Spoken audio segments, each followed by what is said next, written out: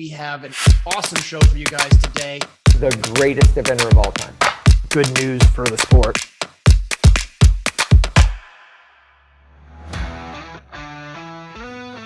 Welcome to the John and Rick Show, brought to you by Horse Trailer Pros. We're here in episode 20, and Rick, we have just finished up some big horse shows, and obviously the biggest one of all was the Maryland 5-Star. Yeah, but I think you probably need to talk about where we are. We are in a studio. We're in a studio. We're in your house. Well, it's a guest house, but look, it looks great. Joel came in, we got it all set up, and it's exciting to be here, so. Yeah, and I have to say to you, but especially to you, but also to the audience, I feel a little bit out of sync. We've been on Zoom for so long. Yeah, I'm it's like, kind of different. Yeah, it's a little bit. You're used to like just propping it up and talking, and now we're back here. And like, the great thing with Zoom is you don't even have to wear pants. Well, I can just true. put on my gym shorts and flip flops and just hang out. It's great. I have good stories about that, but I won't tell them. Yeah, probably best. So yes, back to Maryland. So it was an awesome competition. Got to go up there and watch. I know you did the young event horse stuff, which was a lot of work. I saw you running around. It crazy. was. It was actually. It's great being with Sinead, and I actually gave her a little bit of a hard time because I haven't been on her podcast yet. Really? No. She's been on ours. And you've been on hers. No, I've been on hers. I was amazing on hers. So I think Elisa and I are going to appear out. But anyway. Ooh, is that like a little tease for? Yeah. All right. Sinead and I did it, and it's the first year. So the young horse at Maryland used to be way back in I think it was called the Mill Pond, or way back. Right, kind of out where the crab water is Right, now, a little bit past it. In the double corners. And so this year they kind of gave it a Dublin flair. Yep. Where they had it all showcased near the It felt like when they do the young event horse thing at Burley to me. Like it's a part of. Yeah, it was a little bit more included, which then led to the fact that they did have people watching on Friday, not on Thursday, because the 4-year-olds and the 5-year-olds did the dressage, and then the 4-year-olds did the cross country. It was pouring down rain. Right. So anyway, we did that. We kept busy. And then Elisa and Briggs both had 2 horses each. So we were going through that. And then I, for some reason, chose to do an exhibit for Equibrew. Right. And so I had an exhibit in one of the tents. So it was a busy week, but it was really, Maryland's sophomore year. They learned a lot from the first year. Yep. And they did a really good job, I feel. So anyway, it was fun. So to me, there's 2 things we really need to talk about. It's the 5-star cross country and the time. Mm-hmm. And then obviously the show jumping fiasco with Lauren. Okay. So, we can do that. So where do you want to start? So I think we start with the cross country. Okay. So I'm a little interested in your thoughts on it because I think it leads, not to cut you off, it leads into the 3 long as well. It wasn't just the 5. Right. Yes, the cross country the time was pretty easy to get. Right. And it's interesting to me because I walked the course and I didn't think anything out there was overly difficult, but I thought it was big and bold, and I think that's the way Ian wants to design, right? Mm-hmm. Like you want to design, I think anybody wants to, but Ian is really dedicated, it's the way he rode, to forward riding gets rewarded, forward and brave, galloping, which means to me all of the distances were moving distances. They weren't insane open distances, but they were moving forward, galloping combinations. The horses could read the questions. There was nothing tricky or trappy, which I think many course designers get into that a little bit to try to catch riders out. Right. And in their attempt to catch the riders out, sometimes unintentionally they catch the horses out. And I think Ian makes a real effort, in my opinion, the courses I've seen him design, not to do that. Mm-hmm. And so I felt kind of badly for him because he designed this beautiful course and it rode great. And I think he got a little bit of flack from some people of like, well, it was too easy.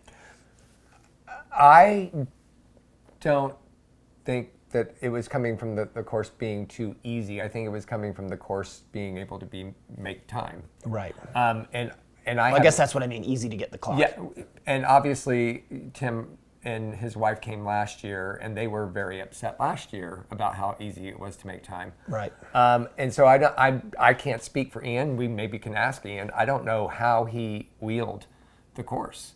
I do know that if it would have been 200 meters longer or some kind of way, I've heard a lot of people talk about it, that if he could have done the lines tighter and made it a little bit more difficult to make the time, I think we're at a very high percentage of making time. Right. No, it is. It is. And so on both the 5 and the 4, and the 3, I do know, I think I talked to Harry Mead, who had, a tough dressage, but I talked to him, I walked up to him and he said, this is the second year in a row that we've come a long way for something that we thought would be not more difficult in the beautiful jump design, right, but to your point of making the time. Yeah, it's got to be influential, and I just don't know.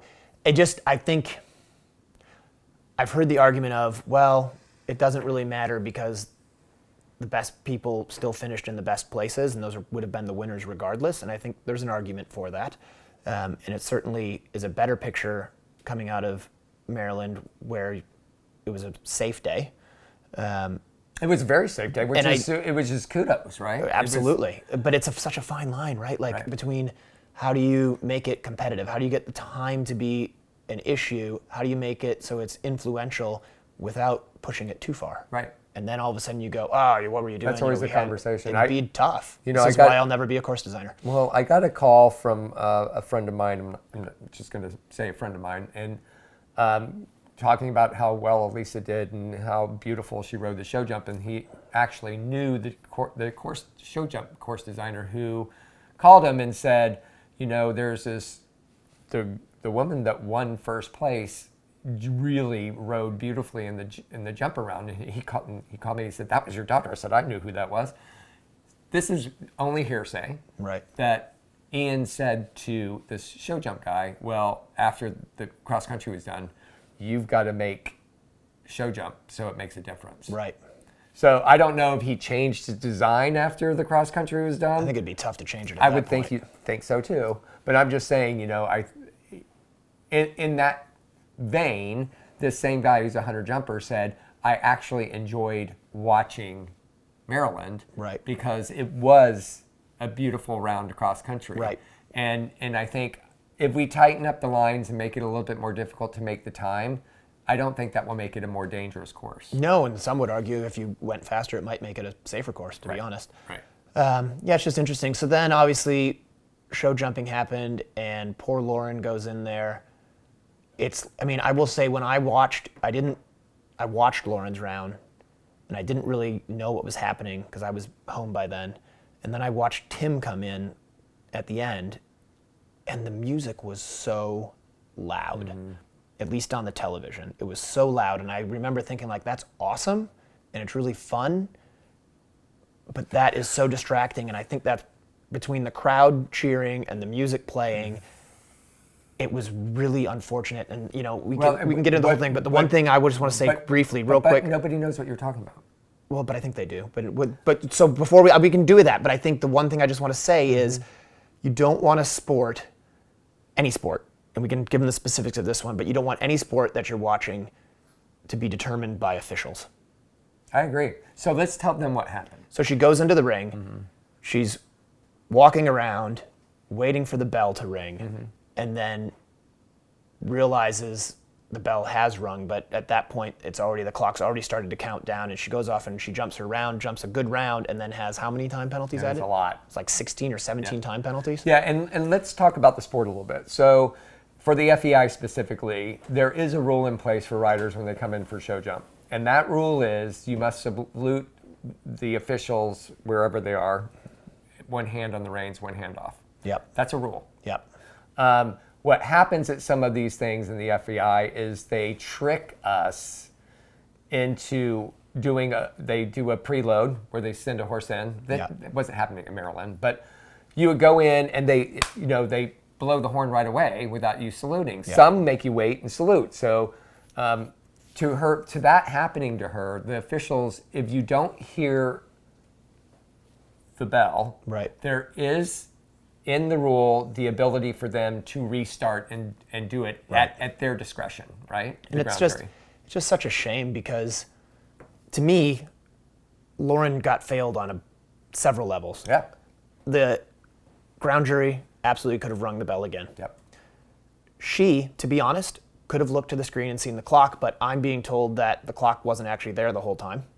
And that was on the big Jumbotron up at the top right. So I don't know either. And I know that happened at TerraNova because I was talking with Leslie and he was saying how he went in, wasn't sure, looked at the board, didn't see anything, and then it popped up and he had 30 seconds on the clock. The clock wasn't just running the whole time. So I think actually these boards running there sometimes mess you up. And then the other thing is for us to know, you can actually tell them the bell rang when they're sitting in there. Oh, us. Because let me tell spectators, you. fans, friends. Let me real quick, stable view happened. Briggs went in, same thing. They were preloading. Yep. They were doing, it was a 3-star. He was on the pony. He comes in. They had rung the bell. He didn't hear it. And he was just trotting around. And then he stopped and he saluted. And then they just went ahead and re-blew the thing and started the clock back over. But I think if we have a rule that we have to salute with one hand off, they need to wait for us to do that, because how about if you go in and you just go and then they say, I think we need to stay consistent. For sure. But I'll just say this as my final thought on it. How about we just have a general common sense idea that we're not going to make somebody lose a competition because on a silly technicality. I agree. It's ridiculous. I mean, and we can name who those were, but I think Lauren was, kudos to her. She was, upset. Obviously, she was upset, and it's too bad that when they went back to try to figure out that we had plenty of cameras to figure out how to retract those. That time. It could have been dealt with so much better, and it's just a shame that it got handled that way. So that's Maryland. We're not going to. In Maryland, at the end of the day, other than that situation, I think it came through great, and having Elisa win the national title is awesome. Yeah, so to that point, it's really exciting. We've got Elisa Wallace next, then we've got Jacob Fletcher, who won TerraNova, and then we've got Tim Price. That's awesome. Coming on. So let's take a break, and we'll be right back with Elisa Wallace. Want to advertise on the John and Rick Show? Contact John at 352-875-8622 or call Rick at 850-879-2649. For a horse owner on the road, your trailer is essential. No one enjoys being stuck on the road. At Horse Trailer Pros, we repair, renovate, and maintain all makes and models of horse trailers. We work directly with your insurance company or manufacturer for warranty repairs and insurance claims. Our state-of-the-art facility provides quick turnaround and friendly customer service. Considering a living quarter conversion? We do those too. Find comfort on the road with Horse Trailer Pros. Call or text 352-804-2131. HorseTrailerPros.com. Dusty Rose Farm, a beautiful and newly renovated 25-acre farm, is offering long-term or seasonal rent, dry stalls, and layover. Located in Anthony, Florida, it's just 30 minutes to both Weck and Hits, 15 minutes to Majestic Oaks, 35 minutes to the Florida Horse Park. 38 stalls available for rent and 2 barns that have all the amenities. Large stalls with new mats and automatic waters. Plenty of turnout, half-mile irrigated track, 300 by 300 natural sand arena with a full jump course and dressage court. Loads of parking with 2 full RV hookups. Call or text for rates to book your stay in sunny and warm Ocala, Florida. 636-751-1200. I'm Gabby Ruane, and I run Ruane Eventing. I run my program out of Reddick, Florida. I start off in the morning bringing the horses in, feeding, and then tacking up and riding pretty much all day. It's always a busy day here with multiple horses in training. When Mufasa first arrived, he was quite sensitive and reactive as a young horse. I decided to start him on Stress Less. I've tried quite a few other supplements, and I felt like they all dulled him. Stress Less was the first supplement that really let me get through his tough moments, but I felt like he could still keep that spark that made him special. Stress Less helps keep Mufasa calm but responsive even through his tough moments. When Mufasa first arrived, he was quite reactive and sensitive, and I needed something to help me get him through those tough moments. Mufasa began his career as an event horse last year, and this year I hope to move him up to the preliminary level and then end the year with a 2-star long. I'm Gabby Ruane, and I would recommend Stress Less to anyone who wants their horse more focused and rideable overall. Welcome back to the John and Rick Show, brought to you by Horse Trailer Pros. This is our Stress Less segment, John. Yep. Thank you, Stressless, for sponsoring the segment. It is a great calming supplement, helps the horses stay focused and calm without making them dull. So Exactly. We use it with a lot of horses. And actually, I was just thinking, I use it obviously to train them at home, but I actually am also using it with a lot of my rehab horses, where you want them to just stay a little bit, take the edge off. Take a deep breath. It works great. That's great. And we're joined by the one and only Elisa Wallace. Yeah, I think you know her. I do know her, sort of. Yeah, so Elisa, thanks for coming on. Glad to be here. Yeah, I Thanks know. for having me. I almost feel like we forced you into it, so thank you. We didn't force her into anything. You're right, I meant you. So Yeah, I well never done. force her into anything. Yeah. She does what she wants. So congratulations, you are the national 3-star champion on Renkum Corsair. So Very much. tell us about the weekend. It was a very exciting weekend. Again, I went with 2 horses. I had Let It Be Lee and the Renkum Corsair. And I was hoping to have a shot of being in the top 10. Like, that was a goal. And I hit in the 20s in dressage on Lee. And so I wasn't too far out of it with him. And then Renkum Corsair, or Kaz is his barn name, put in his best dressage test that I've had all season to sit in second place. And so that was really exciting. And he's actually owned by, we were able to put a syndicate together called the Corsair Syndicate, and that's made up of Steve and Vicky Sukup. We have Sharon Sines, Betsy Smith, Val Fullock, and Rosemary Spillane. So it was Team Wallace. And this guy. and this guy over here. Well, yeah. Team Wallace. So Yeah. Right. So it was really exciting to kind of be in the top going through the weekend. And yeah, so. I think she's being a bit modest. Yeah, so going into it, obviously you just got this horse recently, right? So how long have you had the horse? He came over the end of January. And what do you call him in the barn? Kaz. Kaz, okay. And so I remember you guys over there. I remember actually FaceTiming with you and your dad and Briggs and Lucinda, and you were like, Yeah. we found the horse, we found the horse. You guys were so excited. So, realistically, going into Maryland, I know we all think we're going to win, but did you have that feeling like this could all come together and I could do this? Or was it a surprise? I knew I had a shot. I had a shot because he is a talented horse, and he could show jump on the 3rd day. And I knew, and I went to the previous year, and so I knew the terrain. I knew how I had to have my horses fit for it. And last year, struggled in the show jump with my 2. So I really worked hard to be prepared for that on the Sunday. And it was just, I was hopeful everything would happen all at the same time, because again, I've been working on all year with him of helping him in relaxation in the dressage test. That's where we've struggled a bit.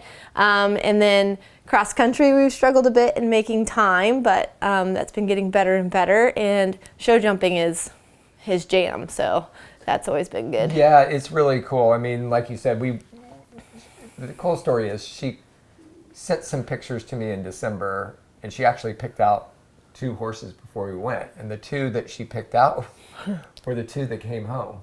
Why did you go?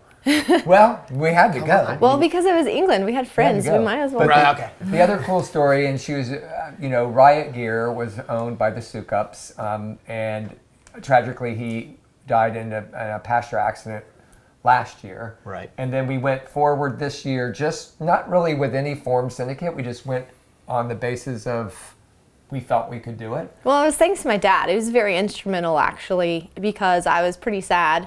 It's still very hard because it's actually coming up on a year of Riot's passing. But Dad was like, I had looked at a couple, and he said, let's get on a plane. Let's go over. And I was like, oh, okay, that's like Tuesday, Dad. And he's like, yeah, we've got the miles. Cool. Let's go. So we went, and he was the first or the second horse I sat on, Kaz was, and we had concerns about him being fast enough. He was a very, very good jumper, very good mover, and so it was kind of funny. We went back and forth, It is really funny because. So she tried it. We liked it a lot. Yeah. Right. We did it in the show jump out in the ring. It was freezing cold over there, and then Lucinda was involved with us, and then we started being concerned about the gallop and making time because we looked at the record, and then we went back with Lucinda. We canceled going to try it. Right. The second time. Right. We're not going to go try it. I'm sorry, we're not going to come do it. We had this cross-country thing scheduled. We paid for it. Then Lucinda looked at it again. She goes, no, we need to go see it. So I called him back. You know how that feels? Oh, yeah. I'm sure they were thrilled to hear from you. Like, We got to come back. So we went back. And anyway, long story short, that horse got here, but I got to give her kudos because it did get here. And you know what it's like getting new horses and bring them over. This was a 3-star horse that had already gone 2-3 longs. She had a lot of things she had to unpackage and then repackage. Sure, learn the ride and teach it your So ride. Exactly. Going into Maryland, I agree with her. It was the top 10, and I got to be quite honest. I was not stuck. I love doing Maryland's young event horse announcing, but I literally looked up and I saw Elisa Wallace was in the dressage ring, Right. and I was like, 26 point. Whatever it was, I was like, I just missed 26.4. Right. 26.4, Dad. You were working. 26.4. You were working. That's what you're supposed to do. No. No, I was supposed to He's be there. supposed to be there. And the Sioux Cups, they were the whole point about Yeah. the Sioux Cups. They came, and so they're like our good luck charm. Right. Mm-hmm. And I told them while they were there, they hadn't been to an event since Kentucky 20, It has been a 20 minute. for a while. And I said, you're our good luck charm, 2018. Good for them to be Yeah, there. it was awesome. So, Elisa, the cross country, it was a really gallopy track. How did you make time? Yes. Yeah, so you made time. There was some drama, though, because I was held. Right. Okay, so tell what happened.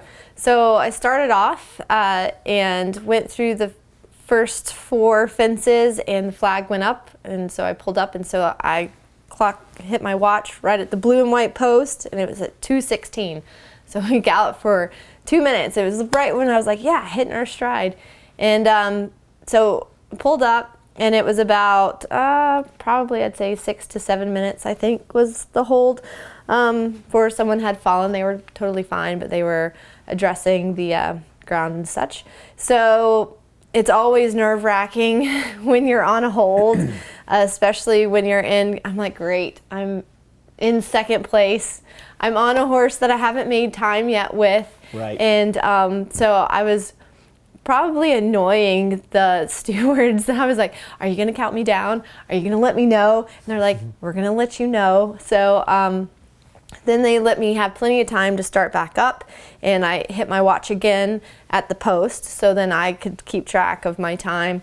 And it was an Ian Stark for sure. You know, he wants you to go and gallop and ride those big bold fences, and that's what Kaz is. I mean, it's been a learning process with him kind of figuring out his ride.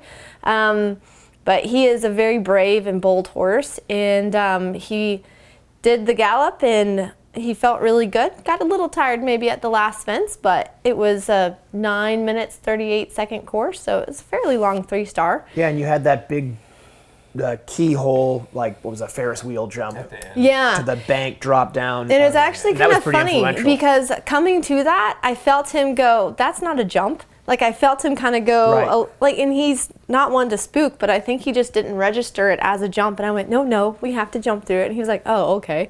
And that combination always gives me the heat. I don't like it. Right.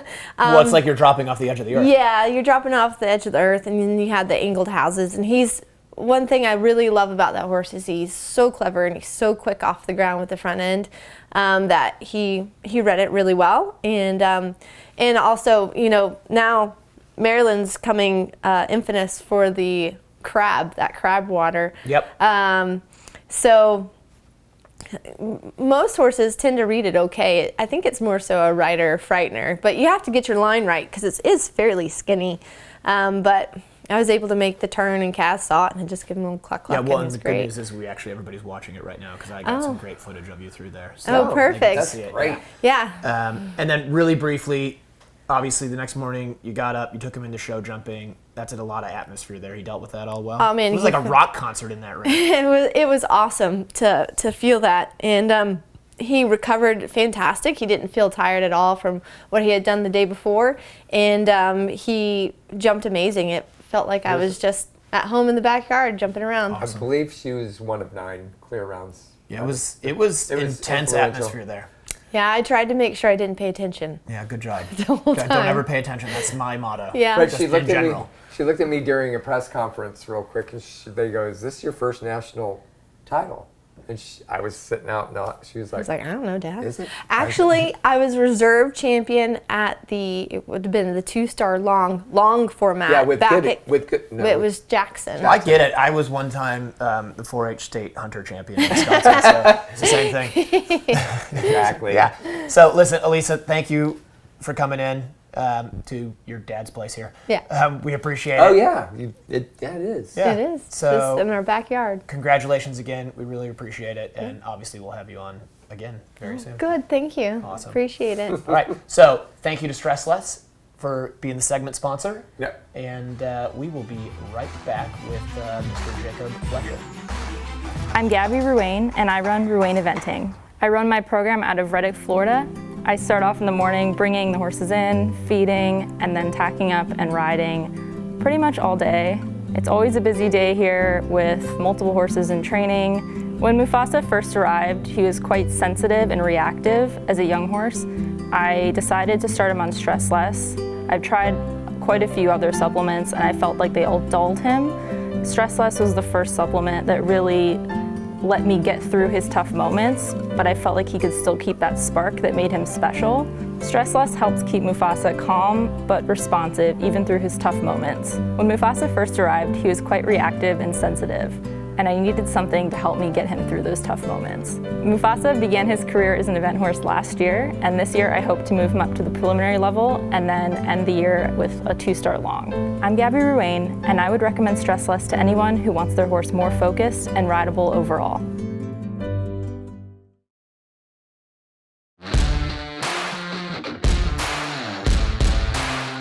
Hi, my name's Leslie Law, and we are a proud supporter of Jump for Joy.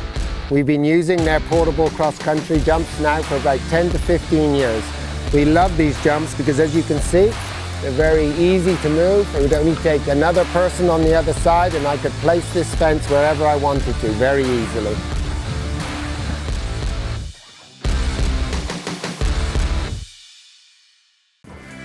Rick Wallace here, bringing you Equibrew, a live probiotic that is geared to help your horse's gut health. I'm a true believer in this Equibrew, and it really makes a difference in all of my horses. Equibrew is safe, non-toxic, and clean sport compliant for FEI and racing events. Equibrew is an intact fermentation product with very high numbers of beneficial microbes. Order at equibrew.com or 850-879-2649.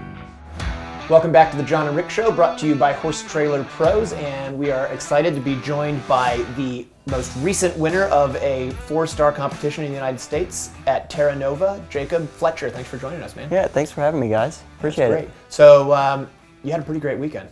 Yeah, it was really good. It's the second 4-star I've done on him. Tryon was the first one, and he was really good, so I'm getting to learn him more. He looked great. Yeah. Awesome. And so tell us about the horse. So his name's Fabian? His name's Fabian.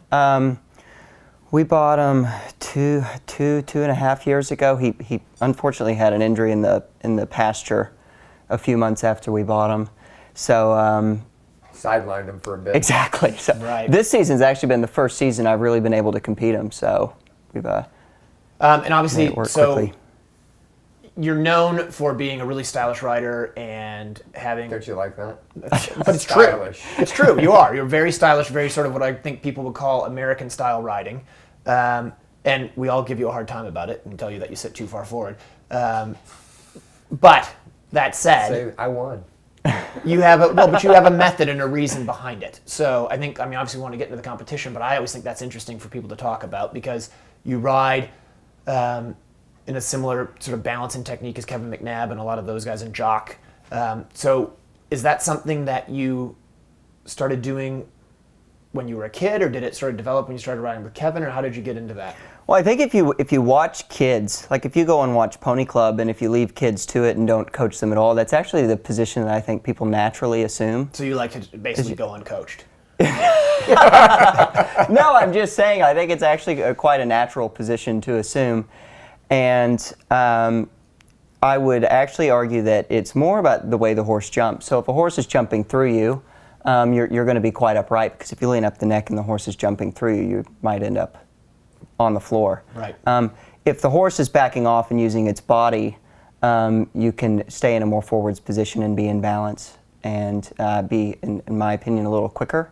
But also for the forward position, I think arguably it's a little safer as well. Yeah, maybe if I don't have a good lower leg, I might hit the floor more than if I was sitting up. But if something does happen, I would potentially go out the front door and not be underneath the horse. Right. So there's a safety argument for the forward position as well. But it does make you faster. I think it does. I think it does. I think, Chris Burton, I think, is just about the fastest there has ever been in cross country, and he rode in a very, very forward seat. Right. So. Right. Well, I don't give him as hard a time as you do. No, I just like it because it bothers him.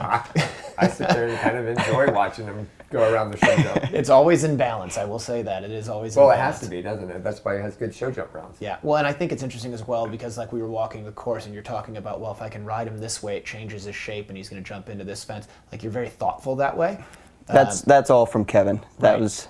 But I think, and Briggs does this too. I mean, and Elisa, I think when you start thinking about more success in what you're doing and getting, I mean, you do that. No, I don't. I just wing it. The shape of the horse makes a difference in the balance of how they jump. So obviously, when you're looking at something, you're going to decide how that's going to happen. And I think the main way to affect a horse's shape, you have to be able, I think, to ride in neutral, and so that's the base. I think of the forward riding program is to be able to jump and ride out of neutral, so you can feel what the horse is doing, but then you can also have specific rides out of riding out of neutral. I like that. That's a good description. Neutral. Yeah. So neutral would be like just basically just loop the reins, leave the horse, go jump the jump. Just right there. Yeah. And then you can add and enhance the jump. You can set the horse up, push him in. Right. You can wait all the way to an open distance, wait to a deep distance, move to an open distance, move to. So it's specific rides, but I think the base has to be riding out of neutral, and that's the American system. I mean, that's hunter riding, equitation. I mean, obviously, if you can ride in neutral, like a lot of people can't because their horses aren't in balance and they haven't gotten to that point, right? Or some horses are. But there are many successful programs too. Like I think there are some people that win 5 stars and have careers that. You could not imagine ever having in 5 lifetimes that would probably be quite nervous to jump out of neutral and loop the rein to a big jump. So it's not, there's many ways to skin a cat, but. One is also what you're sitting on, right? Totally. Yeah. So back to TerraNova, you go in with him a little bit like we were just talking with Elisa about, did you go into this competition thinking, I'm going to have a good shot at winning it? So he's a new ride for me, and I find him a little tricky, specifically in the show jumping, but I also find him a little unpredictable cross country just because I didn't produce him. He was produced by Millie Dumas. She did a great job, but I sometimes I can't predict his reactions to some questions. So a month before the 2 4-stars I did, I was like, we can be really competitive. We can maybe go and try to get a top placing. And the closer I get, I'm like, I just don't want to hit the floor. I get that. The closer I get, the less competitive I feel we'll be. Yep. But he's a good horse, and he's a competitor too. Know. So. Well, I mean, you were at TerraNova. Yeah. And TerraNova, I mean, we went to the inaugural last year, right? Mm-hmm. And it's changed a lot. Yeah, and a lot of atmosphere in that ring. A lot of atmosphere. And they put us in the smaller ring next to that big grandstand. With the pavilion. Now, you being in the 4-star, actually, which I thought was interesting, that division was 1 ring away from the pavilion, right? No, we were beside. Oh, you were in that one. We were beside it. Okay. All right. So did he react to the crowd at all, or to the atmosphere in there? He did not. He did in the show jumping. Right. He did a lot in the show jumping, but not in the dressage. I was there the day before, and we spent almost the full allotted time for the ring familiarization, both times to get him comfortable with that. So that was good. But the show jumping, there was a lot of atmosphere for the show jumping for sure. Right. But it's good practice. When it was a pretty intense track, I thought. How did you feel walking it? I thought it was really intense. I think it's unusual to see pinstripe rails and which are pretty tough. Although Yeah. the ground jury did rotate it to where it was less pinstripey. If that makes sense. They rotated the pinstripes I on ordered top. pinstripe rails from Chris Barnard 2 Yeah. years ago. Yeah, well done. I'm waiting on them. I haven't. Well, Chris, Where are they, Chris? And the triple combination had 10-foot rails too, Yes. which is something that's you don't see all the time. So it was a good track, but it was tough. Yeah, it I was. think that's happening though. There's getting, and it was a smaller ring, so it was more a jumper style course, right? It felt like every fence was related to the next. It was. There wasn't a break Just to when I didn't regather. ride, I just noticed. But, Yeah. All right, so then you go out. Did you go last year? I did. I just did like a preliminary, maybe an intermediate as well. Okay, so I know last year we had a lot of concerns about the ground. I felt like they did a great job this year. You know, they had the new loop out in the back. That still needs to mature, but I mean, did you go out there thinking the ground was going to be in good shape and that you'd be able to go quick? I did. And the main thing you have to give them kudos to is the amount of work they put in. You know, there was somebody aerating the entire time. They aerated an area that where the aerating actually made it worse, and so they were out there watering it, and rolling it. So they fixed that problem. Right.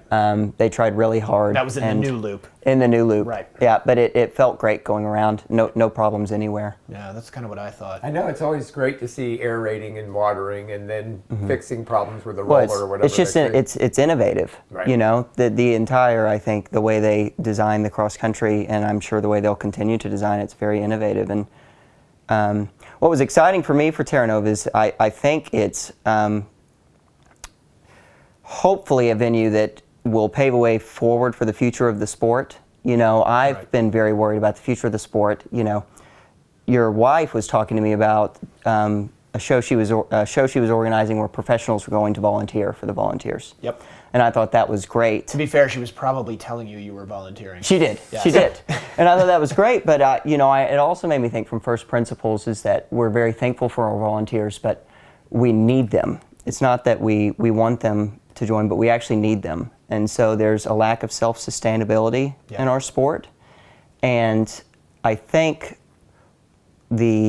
what could save our sport is something like the consolidation of venues. So if you have a venue like TerraNova that can run dressage, show jumping, and eventing, they then can run enough to generate the cash flows to sustain our sport. Sure. So I think that consolidation of venues, something like there was a consolidation of retail for Walmart in the 70s, 80s, and 90s, Right. I think there's going to be a consolidation of venues.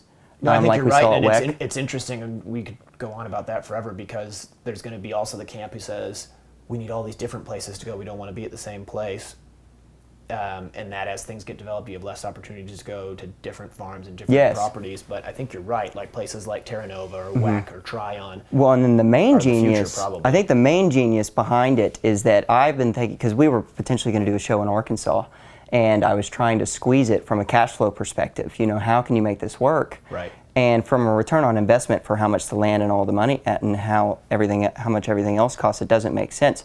But if you think of the event as an asset play, then maybe it works. So you see these real entrepreneurs like the people at TerraNova. Well, they're doing an estate, they're doing a golf course, they're going to do restaurants. So there's a world where they could lose tens of millions of dollars on the actual horse event over the next 20 years and make tens of millions of dollars from the asset play. Right. Sure. On the real and estate. that's when people have to start looking. So it could be, it has the potential to be very genius, and I think they won't burn all the cash if they can run all three of the different sports, and so you have a potentially either a self-sustaining cash play or they're making money, and then you have the asset play, and I think that's going to be the future. I think that's what WEC is WEC doing, is definitely what for sure. Tryon's doing. Yeah, and no, it's definitely the way it needs to go. Now, very briefly, I want to make sure that you don't get in trouble at home because Cornelia had a pretty good weekend as well. she had a really good weekend. Tell us quickly about her. So she was in the 6-year-old championships in France, Les Lions d'Angers, and she finished 5th on her mare. It's a really nice mare, but she rode her really well too. Right. I am biased, but I think that's the objective truth. Now, did Caroline Martin win it on HSH Connor? She finished 2nd, but the Americans had a great showing. Yeah. I Yeah, think Philip was good. And, yeah. Caroline was really good on her other horse in the 7-year-olds. HSH Blake. Yep, and Liz Halliday was good on her 7-year-old. Go so, America. Really good. Yeah. So, well, now Cornelia heads back home here soon then. She's landing in Arkansas tonight at midnight. What? Yeah. Why aren't you there? What's going on, man? What's going on? Why are you going to Arkansas? Does she not know you're in Florida? I have to ride my horse till Wednesday. And then you So go. why is she going to last days. Arkansas? My brother's wedding is on Saturday. So she's meeting you there. She's meeting me there. Got it. Ooh. All right. Well, listen. Have a great time reuniting Wait, with your. we can't leave yet. I know the clock's gone out. When's the wedding? Oh gosh. Okay. It's our wedding. Yeah. It's your wedding. June 3rd next Oh, year. there we go. Awesome. June All right. 3rd, 2023 in Arkansas? 2023. No, Massachusetts. Massachusetts up north. That's where her family's from. Gotcha. Getting married at her grandparents' house. Well, there we That's go. pretty cool. All right. Well, Jacob, congratulations again. Thanks for coming on, and we'll see you at Tryon. See me at Tryon. Yeah, Fabian's going to do the 4 long there. So. Awesome. Good. Awesome. Congrats. Cool. All right. We are going to be right back with the Maryland 5-star winner and current world #1 rider, Tim Price.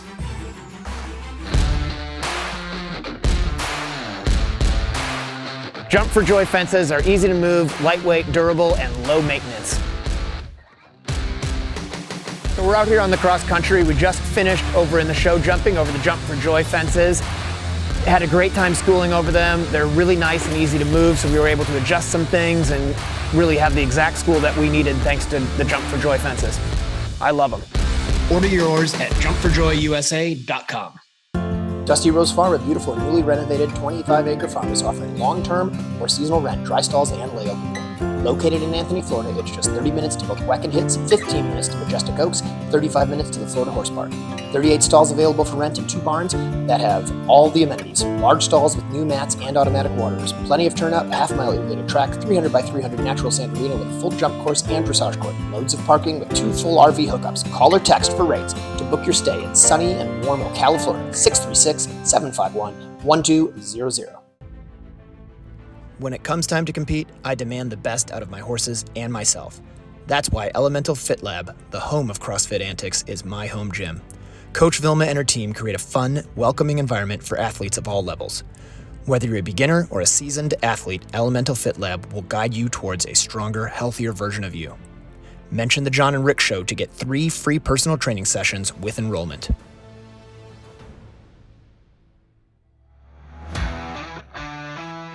Welcome back to the John and Rick Show, brought to you by Horse Trailer Pros, and we're really excited because we are now joined by the new world #1 rider, Tim Price. So we're here at Maryland 5-star. Tim, thanks for taking a minute to join us. Pleasure.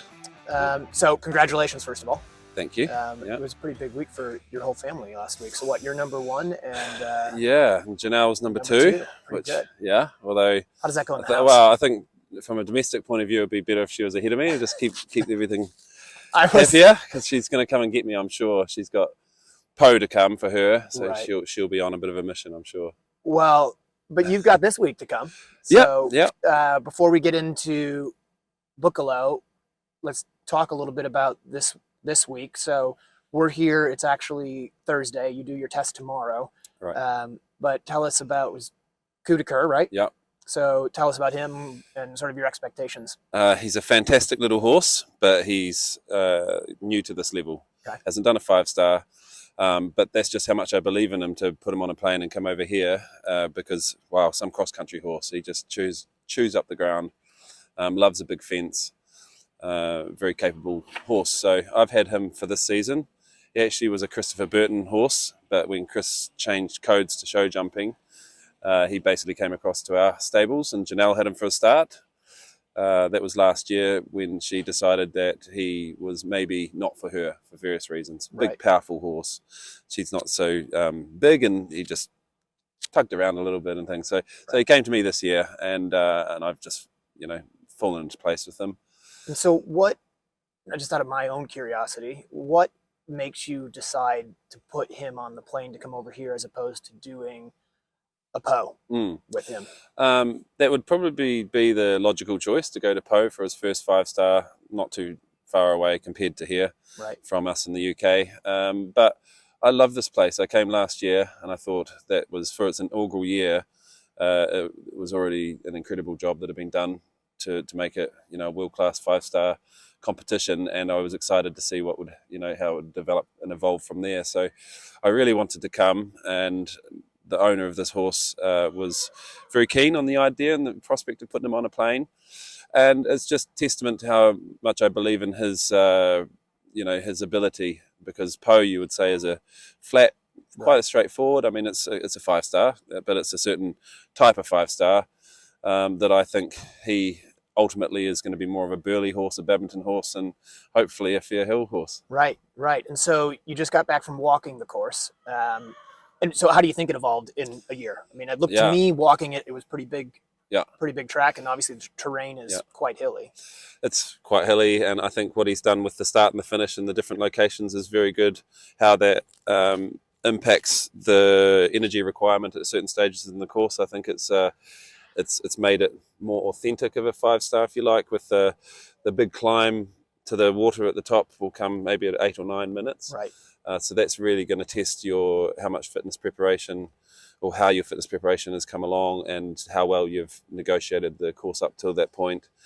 I think it works really well, and it's big. It's demanding. Yeah, I thought it was big. I thought it was very big. It lets you in a little bit. Like the start is a little bit misleading. I just walked it with Jean-Louis, who owns this horse, who by a fence at a 7 or 8, he thought maybe this is quite straightforward, and I said keep going, keep walking around the course, and by the end he was like, "Whoa, this is." There is something it's to proper do for here. Sure. Yeah. So then transitioning to last week at Buccolo, obviously you had a great performance with Happy Boy there. Yeah. What do you call him in the barn? Happy. Very clever. Very clever. I Yeah, probably could have guessed. Very creative. So I saw in an interview you kind of implied that he wasn't maybe the fanciest, biggest, boldest horse in your barn, but he's just a worker and kind of does his thing. Is that accurate? Yeah, it is accurate, and he is an athlete. Everything he does, he does out of his ability, athletic ability. So I really like horses like that. Geldings are my thing, even though I won't turn down a talented mare. A good horse is a good horse, and that's part of what we love to do, is to get the best out of anything, out of any good horse. But a gelding I love, and he's just a really normal guy. Bit of a dark horse, doesn't make a fuss at home in the yard and things, goes about his business, normal mover, quite a good jumper. Right. But he's just come along, leaps and bounds. And how old is he? 10. Okay, and so you took him to Buccolo. Obviously that is a pretty flat track. Mm-hmm. I've been there a couple times. The thing I always think about there is it's because of how they have it in the trees and whatnot, and the footing can be quite deep. It looked like it was pretty dry this year. It was pretty dry, which is a rarity at Buccolo. Yeah. I think it was the first Buccolo I've been to where you can see the sky and things. It was quite strange. But I wouldn't have used it as his first forlong. It was his second forlong. He went to Ireland earlier in the year. Right. Because there's just so much for them to take on, and the people around the course and things, and the tracks are so tight. The people are leaning in, holding their beers, and it's quite imposing. And so I think he was ready for that kind of experience, and it certainly demonstrated that he was, because he coped with the course really well and galloped all the way home. And I didn't get to watch the round, unfortunately. I apologize, but did it ride like you thought? Yeah, it did. No big moments. Yeah, no big moments. It was all pretty good. You just had to watch yourself a couple of places in the water. A couple were taking a bit of a stumble step, and that's what I would call their first water, the one that's like in the dark. Yeah, down came further around the course this time. But he coped with all of that. He's always on his feet, like I say. He's very athletic. It's more about having a good start and pushing them on a bit in the middle, and then really coming home fast. And that's what I've always done with him. And this track really suited that kind of approach. Cool. And then what about? Obviously, there was some not a laughing matter at all, but there were some issues with the last fence there, which looked like a pretty innocuous fence. What do you think that was all about? Yeah, I'll tell you what. I'm going to be quite honest, because it wasn't a very inviting profile. It was quite square on the front edge. Right, it looked like it had a ground line, but the top lip didn't have the 45. No, it didn't. It was quite sharp. Perhaps didn't have as much ground line as what some of the other jumps have had, and it was after quite a big gallop, but that's pretty typical for coming home the last couple of fences anywhere. But I tell you, there was quite a few bad rides. Right, people chasing. Yeah, they were chasing and then making a last minute change of mind, and horses on weary legs just mistimed it with their step and over. And there was one guy, or I'm not saying just one, but there was bad luck as well. A horse would for no reason make a bad jump, and they would have a moment. But there was a good 3 or 4 I saw I would put down to the ride, really. Right. And so then they did pull that off the course, right? Yeah, they did. How far into it was that when they pulled it? They're maybe 2/3 of the way through. So you jumped it? Yeah, I jumped it. You jumped it. Yeah. Yeah. Yeah, just, But, for example, I was on exactly the same score as Tom McEwen. right. We were both on 25.6, and he was third to last to go. I was maybe halfway through the day. So in order to get ahead of him, I had to, shall I rephrase, the person that would go ahead will be the person closer to the optimum Sure. time, Yep. obviously clear and inside the time, but closest. So I had to jump the last jump, and then I checked my watch, and I just slowed up a little bit, just Right. in the gallop, and I was 3 seconds inside the time. Tom, he had 50 seconds from the main arena because they'd taken out that last jump. Right. He had all this time to worry himself for trying to get inside the 3 seconds I'd left him. Right. And he didn't quite do it. Obviously, he was 4 seconds work. outside the time.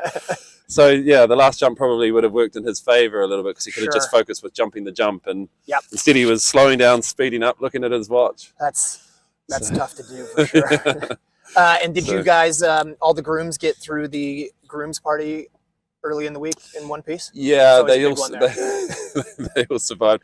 I think one of the riders last year broke their leg there by climbing up a pole or something. So there was no one having to be rushed off to hospital. That's good. Fortunately, this time. That's good. Yeah, that's always a concern. A great party, and and then the Thursday night party was spectacular as well. That's an incredible party. But yeah, there's something about Buccalo that the Dutch people, they just there for one reason. Well, and they just love having you there, don't they? Yeah, It's a great event. It was a really good event. Thoroughly enjoyed it. Well, listen, I really appreciate you taking the time. Good luck this week. I kind of want an American to win, so That's fine. I hope you finish second. I don't mind being second. I'll take that here and now. Good luck. You'll get All it. right, cheers. All right, man. Thanks, Appreciate mate. it. Thank Very you. much. We'll be right back after we just check in with some of our sponsors. For a horse owner on the road, your trailer is essential. No one enjoys being stuck on the road. At Horse Trailer Pros, we repair, renovate, and maintain all makes and models of horse trailers. We work directly with your insurance company or manufacturer for warranty repairs and insurance claims. Our state-of-the-art facility provides quick turnaround and friendly customer service. Considering a living quarter conversion? We do those too. Find comfort on the road with Horse Trailer Pros. Call or text 352-804-2131. HorseTrailerPros.com. I'm Gabby Ruane, and I run Ruane Eventing. I run my program out of Reddick, Florida. I start off in the morning bringing the horses in, feeding, and then tacking up and riding pretty much all day. It's always a busy day here with multiple horses in training. When Mufasa first arrived, he was quite sensitive and reactive as a young horse. I decided to start him on Stress Less. I've tried quite a few other supplements and I felt like they all dulled him. Stress Less was the first supplement that really let me get through his tough moments, but I felt like he could still keep that spark that made him special. Stress Less helps keep Mufasa calm but responsive even through his tough moments. When Mufasa first arrived, he was quite reactive and sensitive, and I needed something to help me get him through those tough moments. Mufasa began his career as an event horse last year, and this year I hope to move him up to the preliminary level and then end the year with a 2-star long. I'm Gabby Ruane, and I would recommend Stress Less to anyone who wants their horse more focused and rideable overall. Rick Wallace here, bringing you Equibrew, a live probiotic that is geared to help your horse's gut health. I'm a true believer in this Equibrew, and it really makes a difference in all of my horses. Equibrew is safe, non-toxic, and clean sport compliant for FEI and racing events. Equibrew is an intact fermentation product with very high numbers of beneficial microbes. Order at equibrew.com or 850-879-2649. Welcome back to the John and Rick Show, brought to you by Horse Trailer Pros. John, we're in our last segment of this episode, and we have great things to talk about, like TerraNova. Yeah, TerraNova, we actually just got back from there. It was a great weekend and such an impressive place. I had a TerraNova vacation. Did you? Yeah, it wasn't really planned. Well, there's worse places to be than TerraNova. Yeah, long story short, there was some commentary issues with who was doing what, and it ended up that I just stood back and relaxed and watched Elisa ride. And actually, That's actually good because she was just saying how you missed her dressage at Maryland, so you got to hang out and be a part of it at TerraNova to make up for it. yeah, I watched it all. Yeah, awesome. She said I was late to show jump, but No, she said you missed her dressage test entirely. that was at Maryland. She's talking about, she has whispered in my ear. Oh, so she's got another complaint. That I was late to show jump. I wasn't in the show jump warm up for the mare, and the mare had uncharacteristic rails that she doesn't typically have. So evidently, I have to be in show jump all the time. Right. You're like her good So luck that's charm. great. I'm good to know that I'm needed. Yeah. So TerraNova, though, let's talk about it because Hannah Kettle Beater and Zach own the property. Of course, their parents. It's a family endeavor, and I think Jacob was talking to the fact that they're developing a whole estate asset side of the equestrian center. But I hadn't been there since last year when we did our show there. Right. And we went around and they were just like, they weren't even, remember there was a lot of stuff not finished last year. Yep. And when I came in this year, Sarah Kozenblick, I used to be calling Murphy. Yeah. No. It's like, I was impressed. she with that. goes, come onto the property and turn left in the driveway, which I knew went back to the other barn. Yep. She goes, and it's the tool shed building. Right. And I thought, anyway, I pulled in and it was like a city. Right. I had not seen the new barns and there was all this new stuff, and Hannah pavilion. and Zach's house is sitting in the back. It's not finished yet. And then the cottage for their parents. And then further back is the tool shed. Well, I thought the tool shed was the building behind the cupboard. So I pulled the big RV in there, and Sarah came out and she goes, oh, no. The tool shed's over there. And it was like this big, huge building. I'm like, oh, okay. Right. So anyway, To us, a tool shed is a little. tool shed's like this little Right. building. Right. But TerraNova, I talked to Hannah and I said, Hannah, who oversees all this building? Because y'all have done a lot in a year. Right. And their buildings have an Amish flair. It's an Amish builder that came in and did this, and we happened to meet some other Amish builders out of Maryland. But it's beautiful. And I said, well, who does that? She goes, me. No, really, she's in I charge of it said, all. she goes, I am here making sure everything gets done. And kudos to her because it looked great. Yeah. There was a couple things not finished, like the big, huge Jumbotron thing and some other things, but. I mean, it's so impressive. And, last year I remember going there and thinking like, okay, I can see a 4-star here. Like, we could maybe make this happen. And you come in this year and you're like, wow, this is incredible. Like, Right. you can see it now. Really, you can see it. I think a lot of people, you can talk to this, it's flat. Yep. I mean, it's flat. But they do some mounds and do some stuff like the horse park has over the years started to develop mounding and doing some sunken roads. I think Briggs made the point, there's no sunken road. Or coffin yet. They need to coffin. do that for sure. I think there's some infrastructure things that way with the course. A couple thoughts I have. One, first of all, thanks to TerraNova, because last year we had some concerns about the ground being too firm. Right. And we were talking with Jacob earlier, and they took that on. They took it to heart. I was pretty vocal about it. And this year, I thought the ground was so much better. And they obviously have a plan for getting that turf to be continually improving, because the sections, of course, that they did initially, I thought the ground was very good. And the newer sections, I thought it was good. Mm-hmm. So that's really impressive. And then, the other thing is, I was talking to somebody about it today, actually at the event, and they were saying, oh, but it's a nice place, but it's so flat. Like, and I said, well, okay, it's flat, but they're taking what they have and making it the best version of what it can be. And Right. we should be so thankful for them for that, because you can't always pick, well, this is the piece of ground that we want. I mean, we can't be like the Olympics and have a big trash hill that we gallop up. Right. But I think it's a great location. It's, ideal weather for the forelong in November that they're going to have next year. Right. Which will be the national championship for the forelong. Right, and they do such a good job with what they have, and it is, like I said, it's flat, but it's actually good ground. when they prepare it right, I thought it was very good ground. So I'm excited to run around there again. And that kind of just jogged my brain a little bit, because Tryon this year is the Forlong National Championship, right?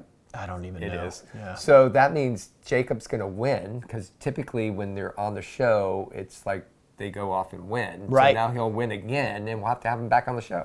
That'd be great. I'd love to have him again. We could do maybe like a long format podcast where we don't worry about the time and just do whatever we want the Is entire it time. 8 minutes yet? Yeah. The clock isn't even going. I know. I've got it here. Briggs is the worst. How long have we been going? We've got like 2 minutes left. Great. Yeah. Now you threw me off. Let's talk about the barns at TerraNova real quick, because you're in luxury. Oh, it was amazing. Like, they're huge, and they're... It was so funny. I took Fernhill Copain in, Kurt, and I walked him into the stall, and the floor squished, because it's those soft matted ones. What do they call those? Mattresses, stall mattresses. Thank you.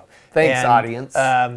He walked in there and got really low, like he thought he was going to be attacked, because he was like, "Whoa, the ground's moving!" And it took him not long, but probably 10 seconds to take a breath and be like, "Oh, actually, this is really nice." He was in comfort, and they loved him after that. I don't know if they're in the main barn, but I do know that Sarah Murphy, Cosmplick, had them in her barn before.